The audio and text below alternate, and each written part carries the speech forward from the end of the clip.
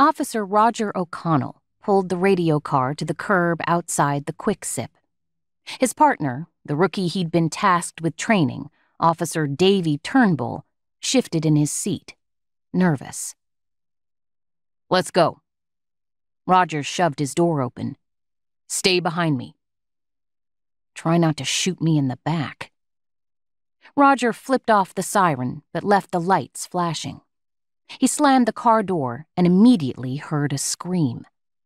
He pulled his duty weapon from its holster and pushed the door to the gas station open. "Benson Police Department." "Go away." Roger followed the voice to the far side of the Quick Sip. The call had come in for a man with a gun. No shots fired, possibly mentally unstable.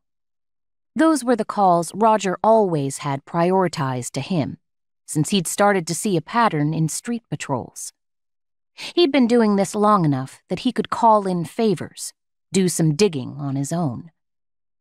If he found evidence of something, he would kick it upstairs.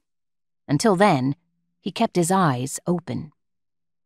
Something was going on in Benson.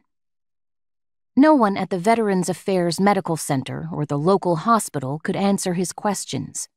They didn't seem to be aware of a rash of older men who should be on medication or even in treatment programs that were out on the streets instead and not in those programs. He dug quietly so far, putting together suspicion until he was ready with the evidence to present an actual case. Would this be the missing piece he needed? Discovering the connection in these cases wouldn't help him figure out how to get his son Liam to call him from deployment, or how to get his younger boys, Conrad and Rory, to clean their room. But it would be a step in the right direction for Benson. A way to make the world his boys lived in a better place. Officer Turnbull said, "I'll go right." Roger glanced over once at the guy's retreating form. He might not make it as a cop if he didn't get a handle on those nerves. A couple of people crouched at the end of the aisle. Roger said, "Get them out." Then he headed for whoever had answered his call-out. "I'm Officer O'Connell. I'm here to help."